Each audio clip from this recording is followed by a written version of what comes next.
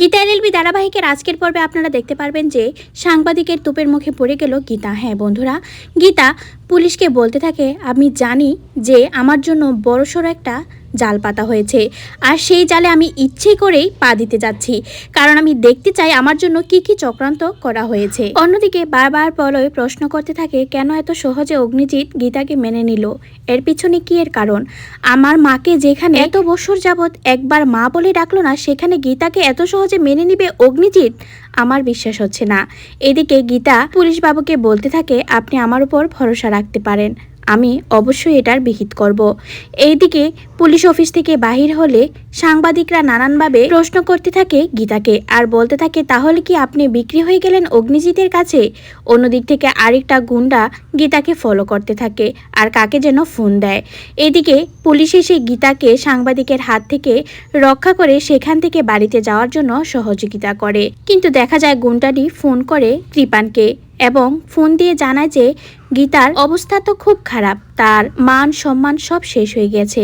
কৃপান বলে, কৃপানের সাথে পাঙ্গা নেওয়া এত সহজ না, আমার সাথেই লাগতে এসেছে, তাকে তো একদম শেষ করে দিব আমি।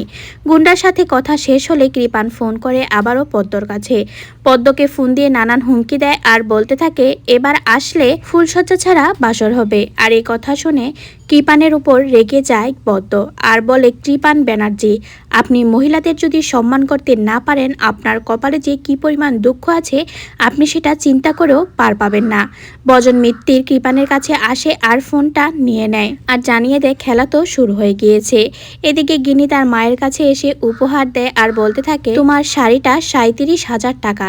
আর এটা শুনে গিনির মা রাগ করে আর বলে, উপহার দিতে এসেছিস নাকি অপমান করতে এসেছিস? গিনি বলে, না মা, অপমান কেন, মনে শুধু আমার একটাই ভয়, আর সেটা হচ্ছে গীতা। এদিকে দেখা যায় আগামী পর্বে অগ্নিজিৎ আর গীতা কোর্টের সামনে মুখোমুখি হয়। গীতাকে কোর্টে আসা বন্ধ করতে বলে অগ্নিজিৎকেও গীতা তখন বলে, তাহলে আপনি কৃপানের বিরুদ্ধে আর বধূ হত্যার বিরুদ্ধে কোনো কেসে কোনো কথা বলতে পারবেন না, পারবেন তো? অগ্নিজিৎ রাজি হয়ে যায় গীতার কথায়। তো বন্ধুরা, কি ঘটতে চলেছে গীতা এলএলবির ধারাবাহিকে? সত্যি কি অগ্নিজিৎ ভালো হয়ে গিয়েছে, নাকি এর পিছনেও কোনো কারণ আছে? তোমাদের কাছে কি মনে হচ্ছে? তোমাদের মূল্যবান মতামত আমাদের কমেন্ট বক্সে অবশ্যই কমেন্ট করে জানাও। ভিডিওটি সম্পূর্ণ দেখার জন্য অসংখ্য ধন্যবাদ।